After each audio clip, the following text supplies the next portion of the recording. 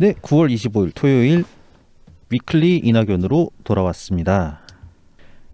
네, 추석 때 이제 뭐 굉장히 말도 많고 탈도 많은 호남 경선이 지금 끝나가고 있습니다. 네, 뭐 이제 전남은 오늘 끝이죠. 오늘 끝이고. 예, 오늘 이제 광주 전남 발표가 나고요. 네. 내일 이제 전북 발표가 납니다. 저희도 이제 지금 녹음 시간이 1시 3분인데 2시에 마치면 이제 후딱 집에 가서 백브리핑 봐야 되겠죠 아마. 네네. 그래서 광주 전남이 일단 전체 유권자가 권리당원 대의원이 약 12만 명 정도 네. 되고, 그 다음에 전북이 7만 명. 네. 그래서 다 합치면은 20만 명 정도. 약 20만 명 정도. 네. 현재 이제 민주당 홈페이지에 집계된 그 온라인 투표까지의 그 투표율을 보면은 네. 광주 전남이 40%, 네. 그리고 전북이 35% 정도 됩니다. 전북은 또 내일 하루 더 있으니까. 네네. 다른 지역 그 투표율 혹시 어땠는지 잠시만요. 알 수 있나요? 이게 다른 지역이 투표율이 일단은 현재는 더 높은 상황입니다. 자, 대전, 충남 같은 경우에는 37% 정도였고요. 별로 안 높았네요. 대전충남. 네네네. 이제 선거인단이 37%였고, 이제 세종, 충북이 41%, 42% 정도. 네. TK 좀 높았어요. TK가 이제 권리당원이 63%, 네, 63%였고, 그다음에 대의원이 82%. 네. 강원도 같은 경우는 이제 44%, 강원도 대의원은 86% 정도. 그럼 뭐 그 호남이 특별히 확 떨어진다고 또 보긴 못하네요. 네, 많이 떨어지지는 않아요. 많이 떨어지지는 않은데 이제 호남에 대한 기대치도 있지만 네. 항상 이 어떤 실제 뭐 총선이나 대선, 지방선거에서도 이 광주 호남이라고 하면은 좀 투표율이 높은 지역. 이래서 이제 기대를 한 게 있었죠. 그리고 네. 1차 선거인단 그 슈퍼위크에 네. 1차 경선인단 투표율이 약 70% 정도 되었잖아요. 네네. 그래서 이제 그 광주 호남 지역도 이거와 좀 비슷하지 않을까, 그런 이제 기대감이 있었는데, 그건 좀 너무 높게 잡은 게 아닌가 싶네요. 네네. 그래서 뭐 좀 아쉬운 감은 있죠. 그러니까 여기에 총 20만 표가 있는데 거기서 만약에 이제 총 투표율이 만약에 한 50% 정도 끝나면 그러면 10만 표 정도 나오는 거죠. 10만 표 중에서 이제 나눠 갖는 거죠. 네. 나눠 갖는 거니까 지금 현재 이낙연 후보와 이재명 후보 표차가 약 11만 표 정도 되거든요. 네. 네, 그래서 뭐 한 번에 다 이제 좁히기는 당연히 어렵겠지만 이왕이면 좀 많이 줄어드는 게 그렇죠. 좋잖아요. 네. 예. 근데 이제 글쎄요, 뭐 한 3만 표가 줄어들지 아니면은 2만 표가 줄어들지. 한 자릿수 안으로만 좁혀지면 좋겠네요. 일단은. 네. 그래서 이제 그 득표율에서도 많이 앞서고 그다음에 표차도 많이 좁히면 좋겠다. 네. 왜냐면은 이제 바로 그 다음 주는 이제 뭐 제주도, 네. 그다음에 이제 부울경 네. 이쪽이거든요. 제주도가 이제 한 13,000표 있고요. 네. 그다음에 이제 부울경에서 6만 표 정도, 이 대의원까지 하면 6만 2천 표 이 정도 있거든요. 네. 예. 근데 여기서는 그렇게 또 유리하다고 보기 힘드니까. 네, 어떨지 모르죠. 네. 근데 이제 요 여론조사 지표상으로는 부울경도 조금 이렇게 술렁술렁 네, 한 그런 느낌이 있거든요. 호남의 투표율이 기대치보다 낮은 게 희망회로가 아니 좀 희망 사항을 말해보자면은 이게 부디 그 이재명 지지자들이 나가 떨어져서 그렇게 된 게 아닌가, 투표 포기해서 투표율이 떨어진 게 아닌가, 그랬으면 좋겠다라는 희망 사항을 말씀드려 봅니다. 네, 저도 이제 그러길 바라고요. 또는 뭐 아니면은 뭐 일반적으로 정세균 후보를 지지하는 층에서 좀 떨어져 나갔을 수도 근데 있고. 정세균 후보 지지층이 유의미하게 그렇게 확 드러날 만큼, 티나게 드러날 만큼 그랬다고 보기는 힘들 것 같고, 저는 정세균 후보 지지층은 상당수 이낙연 후보 쪽으로 가지 않았을 거라고 생각합니다. 네. 그래서 뭐 지금 여기에 대한 책임 공방까지 이제 뭔가 그 추미애 후보나 이제 이재명 캠프 쪽에서는 네.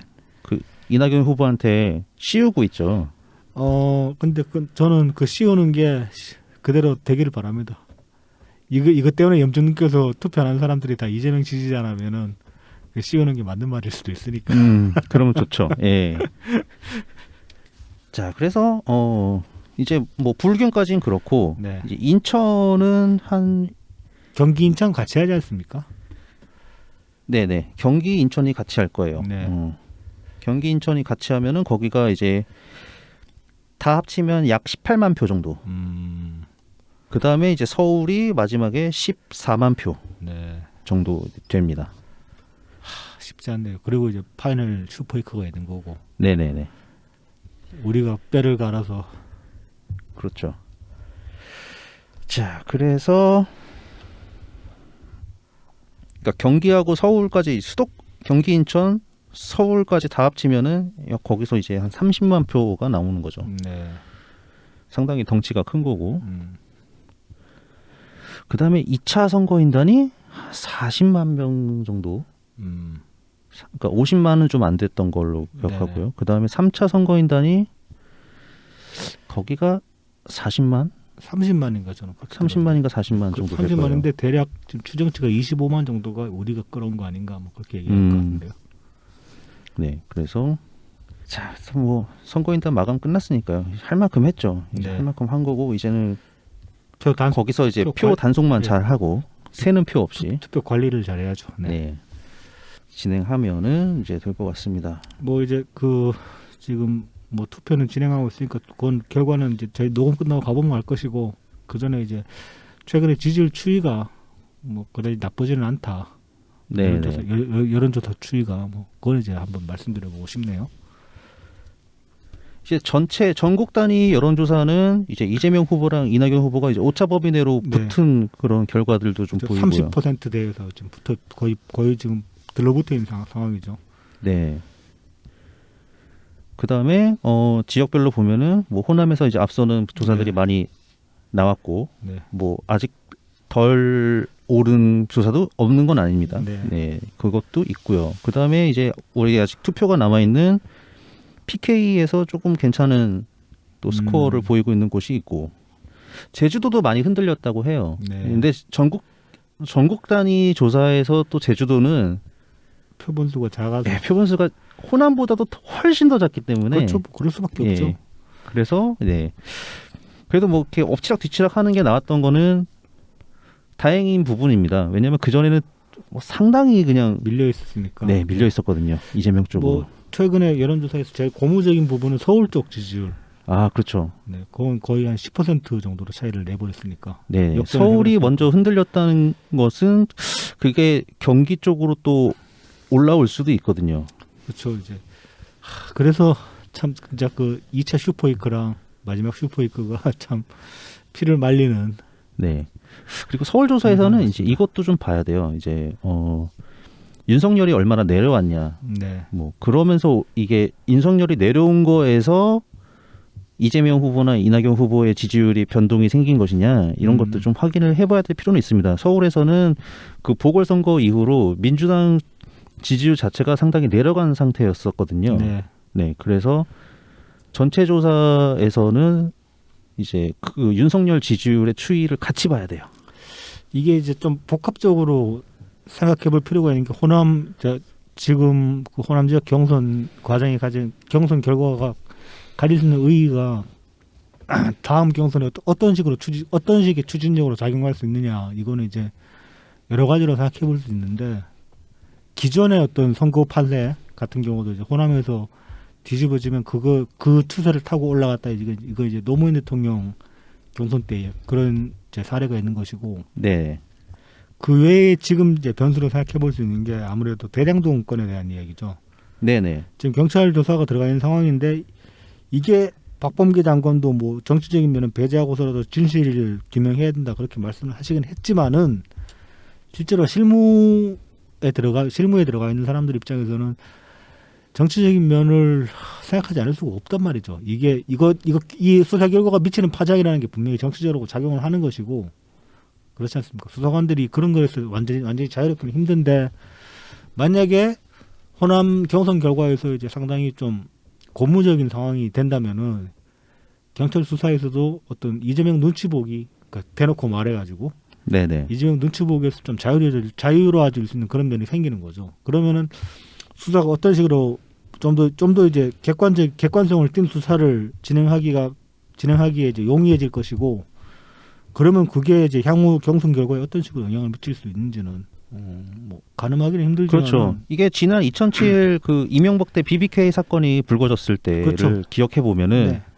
참여정부는 대선에도 개입을 하지 않았지만 검찰 수사에도 개입을 안 하는 그런 그렇죠. 기조가 서 있었는데 검찰이 유력한 대선 후보였던 이명박한테 알아서 기워줬죠. 네. 네, 그래서 수사가 제대로 이루어지지 않았던 것이고요. 그런 면이 있죠. 네, 만약에 그때 만약에 그 우리 후보가 정동영이 아니라 문재인 대통령이 독한 마음 잡수시고 나오셨다면, 만약에 아니면은 그렇게 해가지고 문재인 대통령이 당시 후보로 나오셔서 만약에 지지율이 받쳐줬다. 만약에 여러당이 참여정부 실패론에 편성 안 하고 참여정부 성공했다고 끝까지 버팅기고 여론전 펼쳐가지고 이긴 상태에서 문재인 후보로 나왔다면은, 만약에 그렇다면은 이명박은 그때 깜빵 갈 수도 있었겠죠. 그렇죠. 네. 그때 그냥 확 보내버릴 수도 네. 있었겠죠. 그래서 뭐 아니면은 2012에 그 문재인 박근혜의 대결이 2007에 펼쳐졌을 수도 있습니다. 그렇죠. 그랬을 수 예. 있죠. 그런 다음에 혹시 이겼을까라는 네. 행복한 판타지죠. 그러니까 벌어지지 않은 일이니까. 그 참여정부 실패론에 여러당이 편성 안 하고 끝까지 저항해서 만약에 그걸 뒤집어 냈다면은 박근혜가 대통령 될 일이 없었을 겁니다. 저는 그렇게 봅니다. 뭐 근데 이건 어디까지나 가정이니까 의미 없는 네네. 얘기고, 판타지. 아무튼 이제 호남 경선 결과가 향후 이제 이재명의 그 대장동에 관련된 수사에도 영향을 미칠 가능성은 충분해 보인다.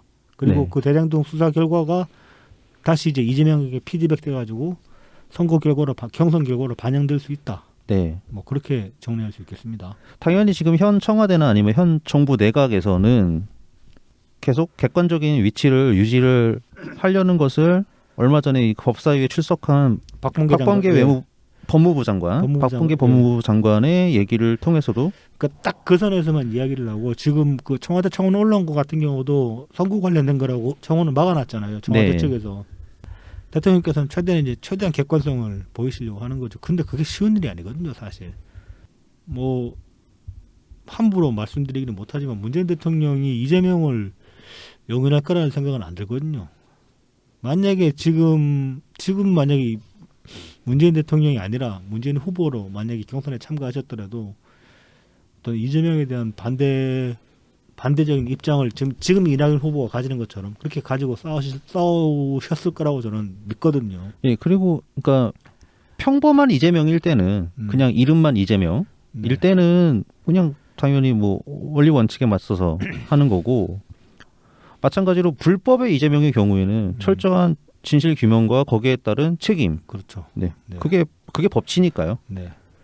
법치주의자 문재인 대통령께서 그러니까 문재인 대통령 본인의 호불호 상관없이 지금 네. 중립성을 유지하려고 하시는 거고, 뭐 그건 대통령 성정상 충분히 그러신 분이니까. 네네. 그리고 LH 때 한번 드러났던 것처럼 이게 잘못 번지면은 크긴 크거든요. 네. 네. LH 때도 사실 하긴 한다고 한 건데 그때 뭐 일단은 백약이 좀 무효였었죠. 그런 상황이었죠. 그래서 대응을 잘하는 것이 상당히 중요합니다. 이게 그때 그렇게 대응했음에도 불구하고 이제 관련자들 빠르게 색출하고, 네, 뭐 전수조사까지 하고 하면서 이제 일단 이제 관련자들을 열심히 찾아내면서 이제 진행을 했던 건데, 지금은 그냥 민주당이 같은 경우는 막으려고 한단 말이죠. 네. 이게 실제로 국정 수행 지지율에서도 좀 드러나는 게, 이게 민주당 지지율을 올릴 때는 사실 문재인 대통령이 끌어올리는 하드캐리 하시죠. 네. 근데 떨어질 때는 민주당이 붙잡고 떨어진단 말이죠. 그렇죠. 그러니까 이 대장동 건에 대해서는 가뜩이나 이제 사람들이 예민한 부동산 문제이기 때문에 정말 잘 처리를 해야 됩니다. 예.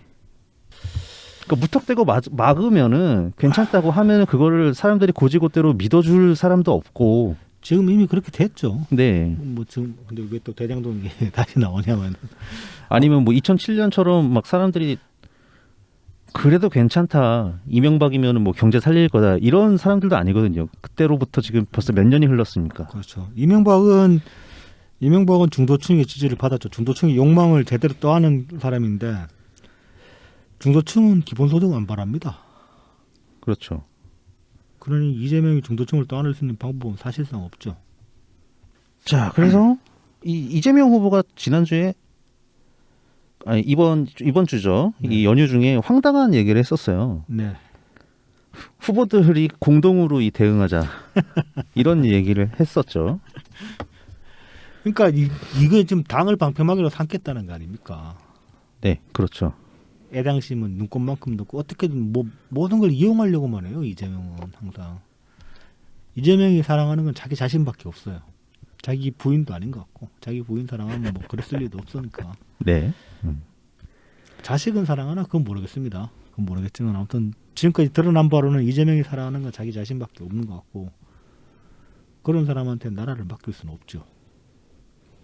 뭐 그런 얘기 하고서 뭐 이재명이 뭐 그 뭔가를 발표를 하긴 한 것 같은데 뭐 이제 뭐야 토건 기득권 세력 뭐 때려잡겠다 뭐 이런 어떤 기조 얘기한 것 같은데. 믿습니다. 저는 기득권 세력 때려잡는 건 믿습니다. 근데 때려잡고 자기가 기득권 세력이 되겠지. 그래서 문제지. 이재명의 개혁은 항상 그런 식이니까. 그래서 이낙연 후보는 그냥 공공토지 및 공영개발 원칙 발표를 그냥 독자적으로 했습니다. 네. 사실 뭐 이 부분은 그렇게 어려운 내용이 아닌 게 원래 이 토지 공개념 3법을 이제 국회의원 사퇴하시기 전에 발의를 하셨고 그 내용들과 상당히 이제 맞물리는 부분이 있어요. 그 중에 하나가 이거죠. 이제 개발 이익을 최대 50%까지 환수하겠다. 지금도 개발 이익 환수는 이루어지고 있긴 한데 네. 퍼센트 비중이 낮거든요. 네. 그래서 이거를 더 높이겠다는 거예요. 그래서 네. 50%까지. 네. 그래서 민간 토지 개발은 이제 법과 제도의 테두리 안에서 이제 민간이 자유롭게 개발을 하되 이제 이익을 거두는 방식으로 하고 그다음에 공공 토지 개발은 민간이 직접 참여를 못하게 막아놓고 그다음에 이제 대장동 같은 어떤 이제 민간 사업자가 현행 제도를 악용해서 수의계약과 개발을 대행할 수 있게 하는 시행령을 수정하겠다. 네. 네네. 도시개발 이거는 이제 대통령이 직접 할 수 있는 거죠. 네. 시행령이니까. 네, 시행령이니까요. 이 토지 공개념이라는 게 이제 뭐 어떻게 보면 좀 공산주의적인 그런 어떤 개념이 아니냐. 뭐 그렇게 생각할 수도 있고 그냥 민간의 이익을 환수한다 그래보면 단순히 국가가 뭐 이렇게 그 부의 재분배 차원에서 그냥 뭐 일률적으로 환수하는 게 아니냐라고 그렇게 생각할 수도 있는데 이건 좀 논리적으로 명분을 따져보면 충분히 명분이 나오거든요. 어떤 개발의 이익이라는 거는 사실 그 개발 자체로만 이루어지는 부분은 없잖아요. 뭐 우리나라에서 아파트 값에 영향을 미치는 게 뭐 물론 브랜드도 있습니다. 뭐 레미안 같은 그런 브랜드, 건축사, 네, 건축사의 네임밸류도 있지만은 제일 중요한 건 입지랑 인프라죠. 네. 근데 입지랑 인프라는 다 국가 혹은 공공이 조성을 하는 거란 말입니다. 그런 거에 영향을 받아서 항상 개발 이익이라는 게 창출이 되는 거기 때문에 그 점에서 개발 이익은 온전하게 개발사의 것이라고만은 할 수가 없게 되는 거죠. 그러니까 그걸 환수한다는 게 명분이 생기는 거고 그런 차원에서 이제 이해를 할 수가 있는 거죠. 네. 그다음에 뭐 어떤 세금의 측면을 봐도 이익 있는 곳에 과세 있고. 그렇죠. 네. 그러면 이제 거기에 대한 어떤 과세 세율을 결정을 하는 것은 그 현 상황의 어떤 문제와 이걸 어떻게 개선하겠다라는 목적에 있으면은 네, 비율을 조정할 수 있는 거죠. 그렇죠. 네. 그래서 이렇게 그냥 이재명 후보 무시하고요. 네. 네. 본인이 갖고 계신 기조를 말씀을 하시면서 이 토지 독점 규제 3법이 올해 정기국회에서 꼭 통과되기를 당부하셨습니다. 이제 국회의원이 아니시니까요. 근데 이 송영길이랑 윤호중을 믿을 수가 없어가지고 안 되면 이제 시행령으로 하셔야지 뭐 당선 취임하시고 뭐. 네, 뭐 시행령 먼저 해보던가 뭐 그렇게 해야죠. 그러니까 다시 한번 이렇게 생각하는 게 이게 그 이 대장동 화천대유건이 제일 먼저 나온 게 그 지역 언론사잖아요. 네. 경기 경제신문. 네네. 네, 그쪽에서 이제 제보자의 네. 제보를 받아서 이제 화천대유 주인은 누구입니까? 이런 네. 제목으로 시작이 됐는데 그 다음에 이제 후속 기사가 하나 더 나왔어요. 네. 제보자 얘기로. 거기서 나오는 게 그거예요. 자, 당시 새누리당이 이제 민간 개발로 돌려서 헤쳐 먹으려고 한 거를 이재명이 막았단 말이야. 네. 막았는데 성남도시개발공사 그때 막 새로 지어졌다고 하던가 이제 네. 그런데 성남도시개발공사에서 1조 5천억이라는 돈을 마련할 수 없어서 그래서 민간과 이제 같이 나아가는 그런 개발 계획을 세웠다. 네. 아니 근데 1조 5천억이 네. 안 나오는 건 너무 당연한 거고 시단위에서 네. 그 경기도 정도 가서도 할 수 있을지 없을지 정확하게 얘기하기 힘들어요. 그죠? GH에서 네. 그만큼 규모가 있으니까 네.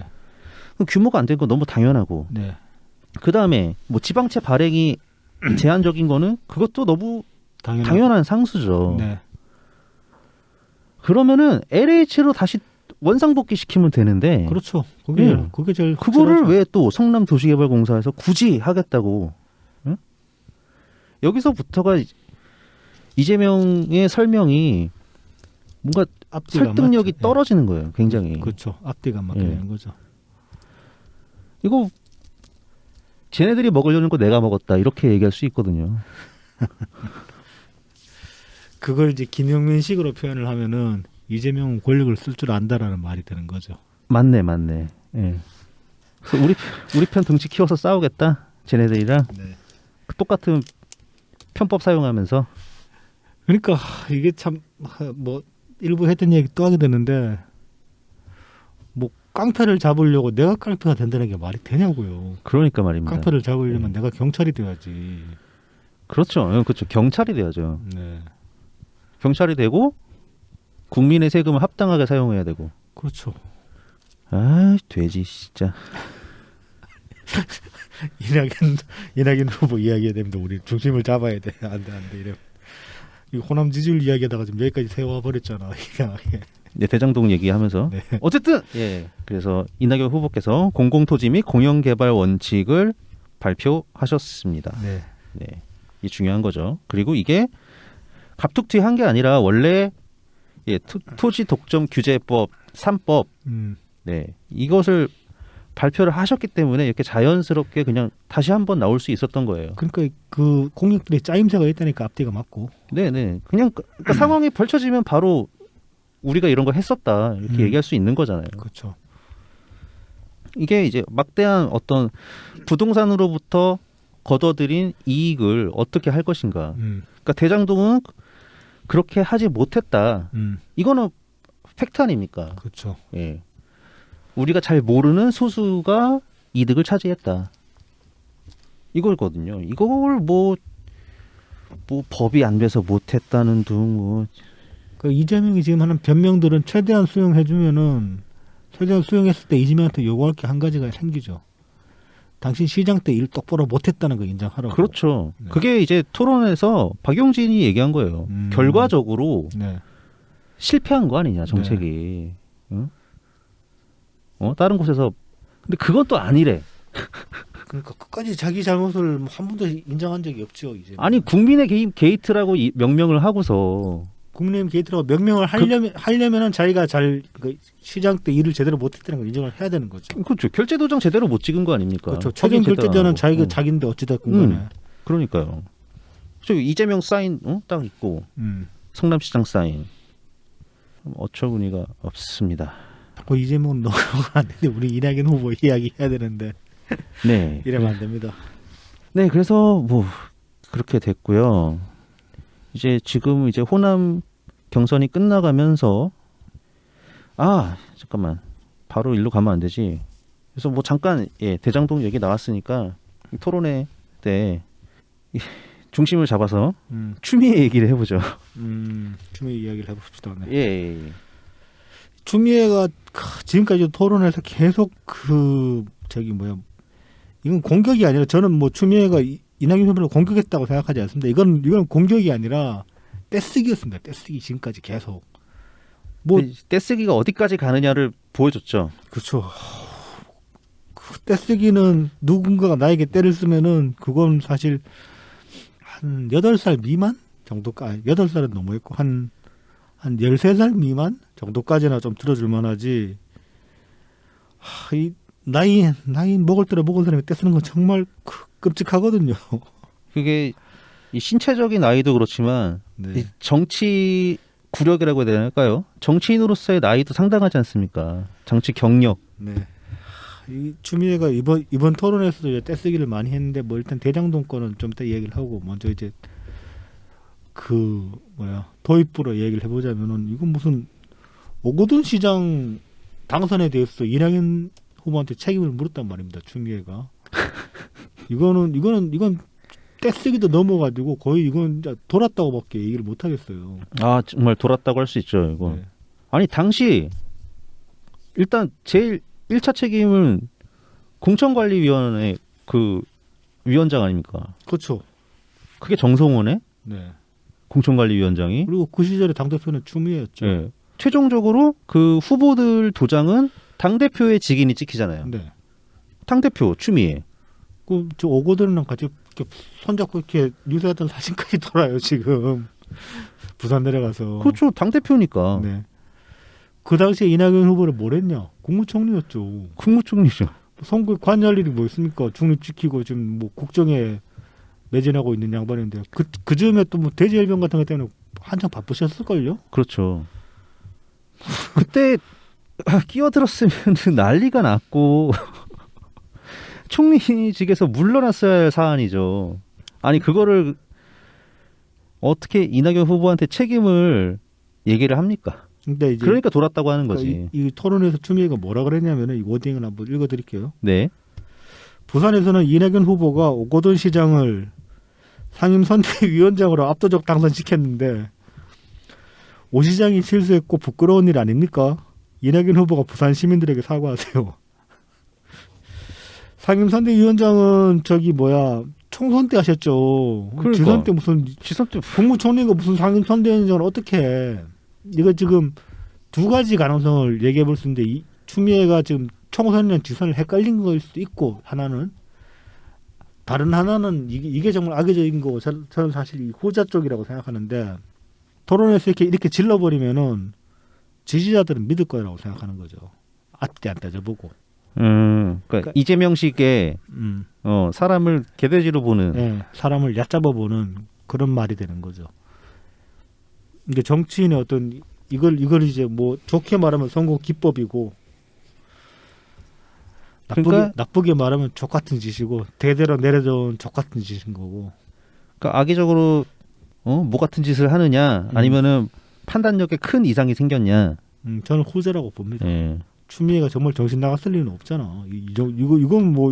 이걸 헷갈릴 수준이면은 정말 이거는 뭐 금치산자거든요. 이 정도면. 금치산자. 이거는 지금 뭐 경선이 문제가 아니라 이 사람은 배지 내려놓고 지금 치료받아야 돼요. 요양해야 돼. 일단 뭐 배지는 없으니까요. 아 맞다. 배지 없지. 요양해야 돼. 이 사람은 내려놓고. 쉬어야죠. 은퇴해야 돼. 쉬는 정도가 아니라 그냥 은퇴해 이해찬이랑 같이 손잡고 어디 실버타운 들어가서 행복하시라고. 실버타운에서 이제 뭐 브이로그나 찍으면서. 네. 유튜버나 하시든지. 유튜버. 근데 그랬을 리는 없을 것 같고 한번 봐도 이건 이제 정말 비열한 정치적인 이건 수사는 아니죠. 수사법은 아니죠. 그러니까 정치적인 언어 행위가 되는 거겠죠. 그렇게 봅니다. 이거랑 이어가지고 이제 화천대유에 관해서 계속 추미애가 또 이제 뭐 화천대유를 안 그래도 그러니까 호남 경선에서도 이 추미애가 그 이재명 쪽 유튜버들이 주장하는 네. 거랑 똑같은 얘기를 했었잖아요. 보수 언론과 국민의힘이 얘기하는 거를 그대로 따라갔기 때문에 네. 윤석열의 고발 사주가 묻히고 네. 대장동이 이슈가 됐다. 그렇게 얘기를 했죠. 이낙연 당신 때문이다. 네, 그렇게 이제 뒤집어 씌우기에 들어갔죠. 그래서 그때는 이제 아니 국민들이 보수 언론뿐만이 아니라 다수의 언론이 의혹을 제기하고 있고 국민들도 이 의혹에 대해서 사실 진실을 바라고 있다. 그래서 잘 해명하라고 질문을 하는 건데 내가 봐도 이상한 게 있으니까 그게 왜 프레임에 말려드는 것이고 고발 사주가 더 작은 건 아니겠지만 그냥 국민들이 이게 더 꽂히는 거예요 이게. 더 꽂힐 수밖에 없죠 사실. 왜냐하면 고발 사주는 일반적인 수준의 그러니까 정책 그 당시에 관심 없는 그 정치를 약간 이제 회의적으로 보는 그게 이제 일반적인 눈높이라고 본다면은 그런 시각에서 보면은 그냥 검찰이 검찰짓 한 거예요. 네네. 능히 절에 왔을 거라고 생각했던 짓을 해온 것밖에 없는 거야 사실은. 그거 가지고는 사람들이 이제 이게 이제 어떻게 보면 악의 인센티브인데 굉장히 더러운 그렇죠. 짓을 했지만은 이미 일상적이 돼버린 더러운 짓이기 때문에 사람들이 크게 분노하지 못하는 거죠. 고발 사주는 사실 뭐 이재명 건이 없었다고 쳐도 고발 사주는 크게 키울 만한 일이 못 됐을 거예요. 제가 보기에는. 그리고 지금 민주당 경선인데 고발 사주권을 그렇게 크게 키울 일도 없어요. 필요도 없어요. 이거는 본선에서 붙었을 때 꺼내면 되지. 지금 민주당 안에서 경선하는데 무슨 뭐 지금 윤석열을 공격해서 뭐 합니까? 그리고 또 이낙연 후보는 거기에 대해서 성명도 당연히 냈고요. 그렇죠. 제일 먼저 내셨어요. 제일 빨리. 예. 이재명은 정작 거기에 대해서 제대로 된 입장 표명도 없어요. 없나요? 예. 검찰 눈치 본다고 여전히 없구나. 검찰에 대해서 이재명이 각서한 적은 한 번도 없습니다. 그러니까 이번에도 없네요. 네. 국민의힘까지 껴있는데도. 음. 참. 뭐 해봤자 뭐 하나만 안 하는 소리나 대충 하고 넘어가고 그런 식이지. 그 추미애 관련해서 계속 때를 쓰니까 결국 이제 이낙연 대표께서 이번에 또 사실 이제 이번만 그랬던 게 아니라 이것도 하나의 이제 그 뭐라고 해야 되나 온도가 서서히 올라가는 그런 느낌이 있었죠. 어떤 좀 이제 이낙연 후보께서도 빡침이 올라가시죠 이게. 아니면 뭐 저는 그걸 이제 빡침이라는 좀 그런 말보다는 어떤 그 임계점에 다다를 때까지 인내를 해오셨던 것 같아요. 그러니까 분노 게이지가 이제 차실 만큼 차죠. 분노가 아닙니다. 이거는 그런가? 분노보다 좀 더 깊은 수준의 무언가 뭐 이걸 참 표현하기가 힘드네. 뭐라고 말을 해야 될지. 네. 근데 여러분 각자 예. 네, 아무튼 뭐 분노라고 저는 표현하고 싶지는 않습니다. 네. 그래가지고 이제 이낙연 후보께서 이번에 좀 묵직하고 좀 확실하게 선을 그으셨죠. 뭐 이제 제가 대장동 프로젝트를 설계했습니까? 결재를 했습니까? 유동규 임명을 했습니까?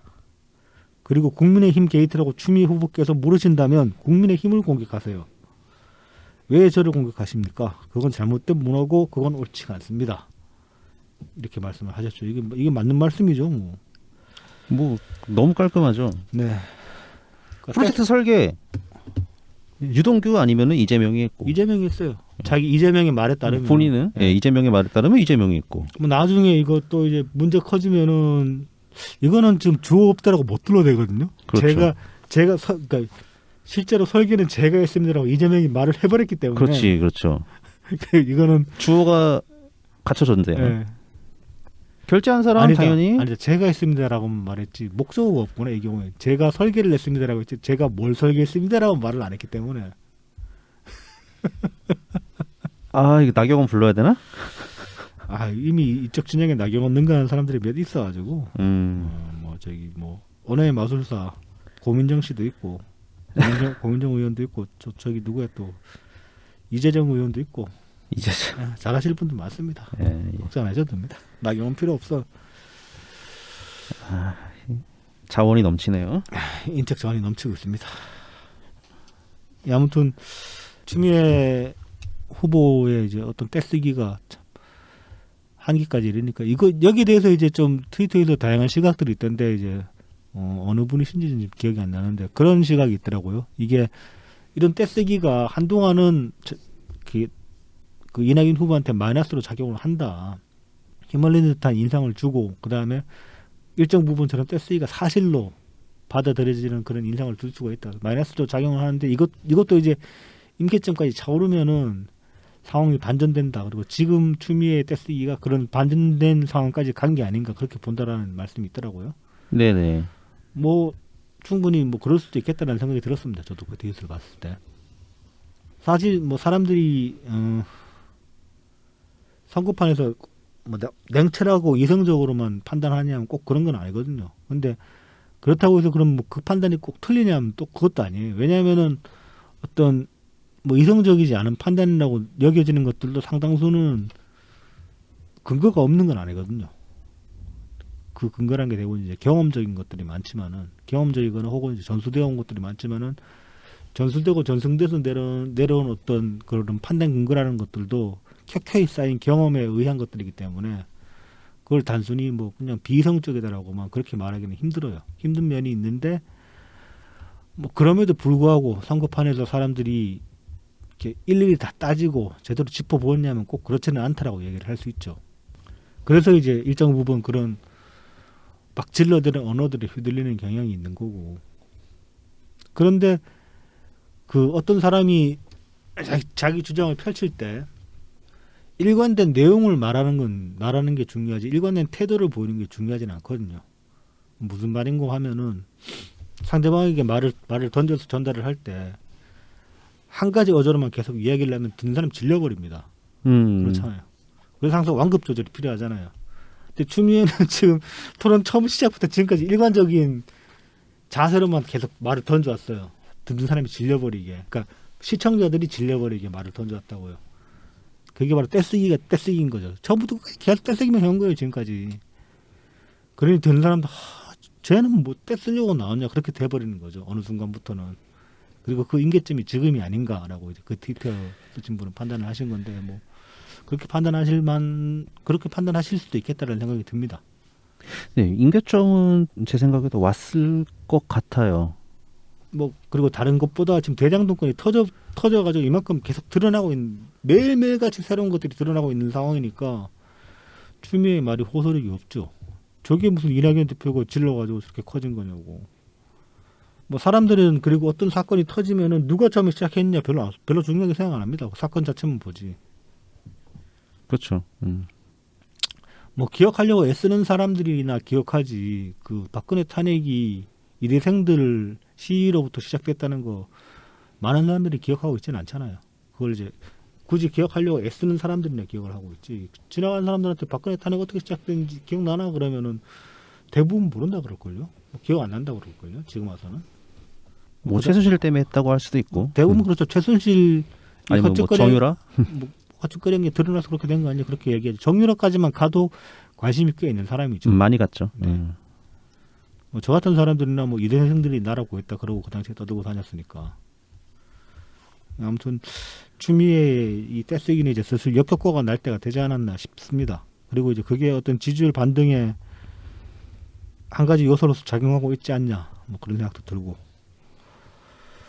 네, 그래서 이제 뭐 다음 주는 이제 PK 이제 PK 투표가 PK 제주도 네, 그리고 2차 슈퍼이크도 다음 주인가요? 다음 주죠. 두근두근합니다, 진짜. 두근두근하고 오늘 솔직히 저는 전남 경선 결과 방송 지켜볼 자신이 없어요. 그냥 그 결과 발표할 때까지 딴 거 보고 있다가 그냥 발표 나오고 나면은 슬쩍 한번 들여다볼까 싶기도 하고.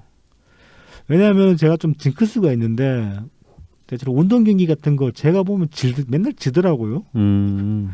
그 징크스 깬 건 월드컵 때밖에 없어. 2002년 월드컵 때. 그 말고는 그래서 저는 별로 스포츠 안 좋아하는데도 이렇게 가끔 관심 가는 경기들 있잖아요. 안 봐요, 중계를. 내가 보면 진다는 징크스가 있어가지고. 이번 경선도 지금까지는 계속 그 과정을 지켜봐왔는데 결과가 이렇게 기대했던 것만큼 안 나와가지고 오늘은 보지 말아볼까라는 생각이 들기도 합니다. 나쁘지 않을 것 같습니다. 반전의 모멘텀을 하나라도 좀 더해주시는 게 뭔가 원기옥에 내 기 던져주는 심정으로라도. 네, 그래서 이제 부울경 관련 공약이 이제 발표가 됐는데요. 네. 부울경은 아무래도 이제 핵심이 그건 것 같아요. 부울경 메가시티. 그러니까 부울경을 수도권처럼 큰 경제 클러스터로 만들어 보자. 그래서 뭐 울산 같은 경우는 뭐 수소 경제 얘기도 있었고요. 그다음에 이제 뭐 한국판 아폴로 프로젝트 이거는 이제 항공 우주 산업. 네. 네. 그다음에 그래서 한국 우주 산업 클러스터를 구축하겠다는 말씀도 있었고요. 그게 다 이제 지역 업체들이랑 연관이 되죠. 네. 창원에 카이가 있으니까 우주 산업 얘기가 나올 수 있는 것이고 울산 같은 경우는 이제 정유 공장들이 슬슬 체제 전환을 꽤 해야 될 시절이 다가오고 있으니까 그렇죠, 그렇죠. 거기에 발맞춰서 이제 그렇게 말씀을 하시는 거죠.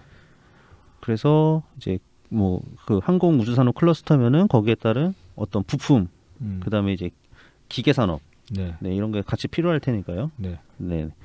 그래서 이제 이런 것들을 좀 발맞춰서 나갈 수 있게. 그러니까 저번에도 말씀드렸다시피 그 KF-21 예, 예. 보람에 걔 하나에만 그거 하나 만드는 데만도 지금 뭐 부품이 내가 그때 얼마라고 그랬지. 아무튼 중소기업이 엄청 달라붙어야 돼요. 그 부품 만드는 공장들이. 네. 뭐 그런 전투기만 하나 만들어도 그렇게 지역에서 제조업들이 크게 일어날 수밖에 없는데 창원 그런 거에 반해서 아직까지 그 창원 그 카이 부근의 그 산업 공단이 어느 정도는 조성이 돼 있지만은 그게 이제 더 정말로 이렇게 좀 지역 경제 제대로 이바지할 수 있을 만한 규모냐면 아직까지 그 정도 수준은 아니거든요. 물론 카이 들어오고 나가지고 창원 쪽이 상당히 발전을 하긴 했습니다. 뭐 저도 예전에 한 9년 전쯤 네. 그 동네 몇 번 가보고 그랬었는데 뭐 그렇습니다. 아무튼 이제 그 지역 현안이랑 어떤 산업 구조에 잘 대응을 한 그런 이제 현실적인 공약이 되는 거죠. 이런 것들도 막연하게 그냥 막 지르는 게 아니라. 네. 그리고 좀 메가시티는 사실 또 김경수 지사가 계속 주장해왔던 바 아니었습니까? 그렇기도 하고 우리 그 문재인 정부의 기조와 네. 쭉 계속 연결되는 거죠. 그래서 그 부분을 못 건드리기 때문에 이 메가시티라는 어떤 큰 틀 자체는 네.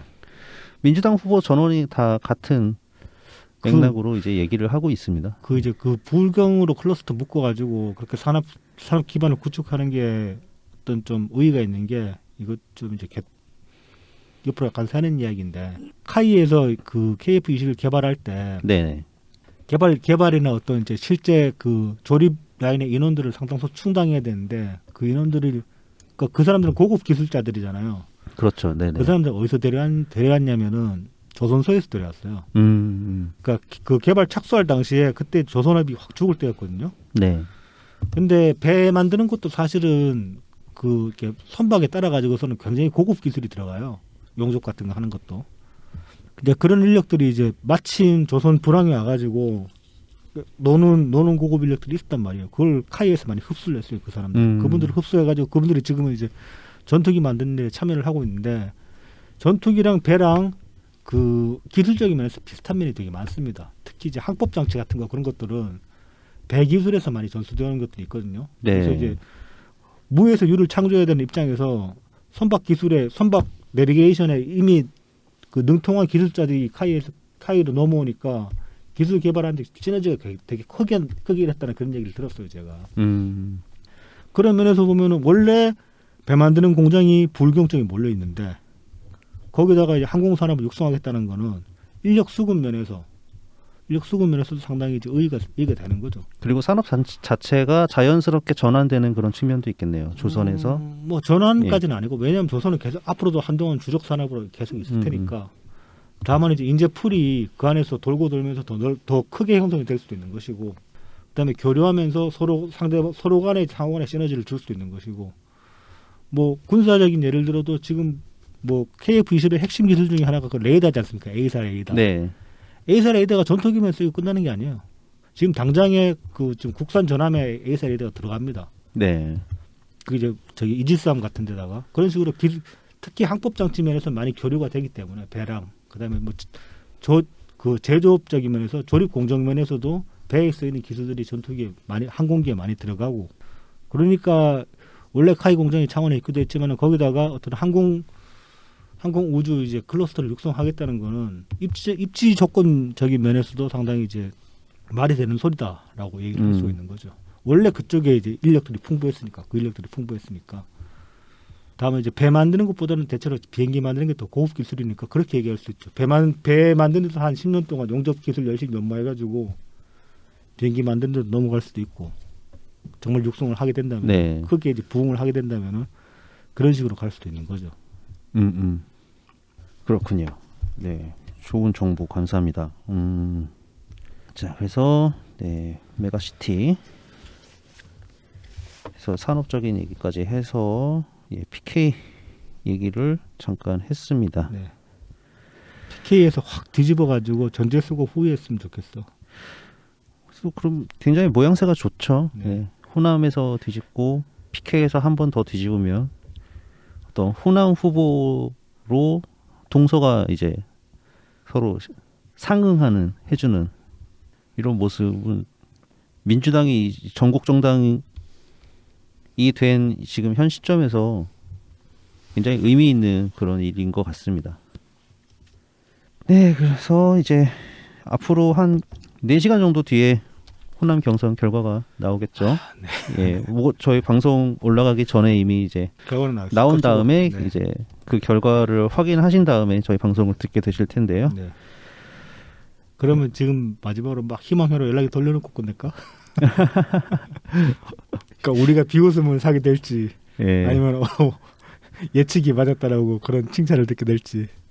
그냥 걸어. 아이, 몇 대 몇 한번 얘기해 볼까요? 하지 맙시다. 하지 마요. 선거가 장난도 아니고 저는 뭐. 이거 참 정말 그 목숨 걸고 하는 일인데 그래서 해야 되겠습니까? 이낙연 후보가 50%가 넘길 바랍니다. 50%가 넘은 상태로 이기기를 예, 저는 간절히. 그냥 뭐 얼마라고 얘기는 안 하겠는데 제가 기대했던 것보다 15%만 더 많았으면 좋겠어요. 오, 네. 네, 그러면은 이것으로 이번 주 이번 주는 그렇고 이제 아마 저희 방송이 다음 주에는 녹음이 있을 것 같은데 아마 그 다음 주에는 이제 마지막 슈퍼 위크니까 주말에 저희도 경선 현장에 참가해야 되지 않을까 싶어가지고 다다음 주는 아마 녹음이 없지 않을까 싶습니다. 현재로서는. 그래서 다음 주까지 일단 확실하게 네. 녹음을 열심히 해서 네. 네, 여러분들을 찾아뵙도록 하겠습니다. 네. 네, 위클리 이낙연 이것으로 마치겠습니다. 네. 한 주 동안 또 건강하세요. 청취해 주셔서 감사합니다. 감사합니다.